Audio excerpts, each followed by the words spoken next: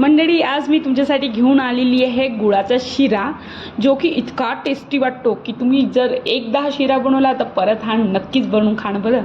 तर चला रेसिपीला सुरुवात करूया आपण.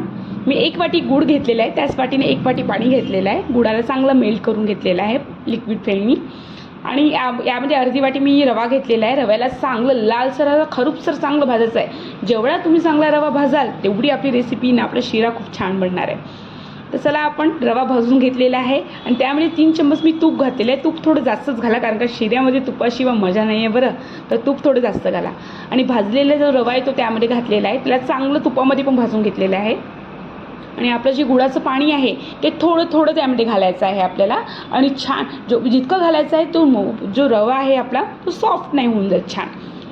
तर घालून त्याला चांगलं शिजवून घेतलेलं आहे. आणि त्यामध्ये थोडीशी विलायची पूड टाकायची, जास्त नाही, एकदम 2 विलायच्या कूट करून टाकून द्या तुम्ही फक्त, बस झालं. आणि जे ड्रायफ्रूट असेल आपल्या घरी जे पण आहे ते घालून घ्या त्यामध्ये ना. आपल्या इथं गरम गरम शिरा असा रेडी झालेला आहे खायला. तर कसा वाटला शिरा माझा नक्की सांगा तुम्ही. आणि तुम्ही प्लीज एकदा बनवून बघा हा शिरा, नक्की बनवा, तुम्हाला नक्की आवडेल. आणि व्हिडिओला लाईक करा आणि चॅनल सबस्क्राईब करून ठेवा, म्हणजे तुम्हाला माझ्या नवीन अशा हलक्या फुलक्या रेसिपी पाहायला मिळणार. आणि प्लीज आठवणीने सबस्क्राईब करून ठेवा बरं, म्हणजे तुम्हाला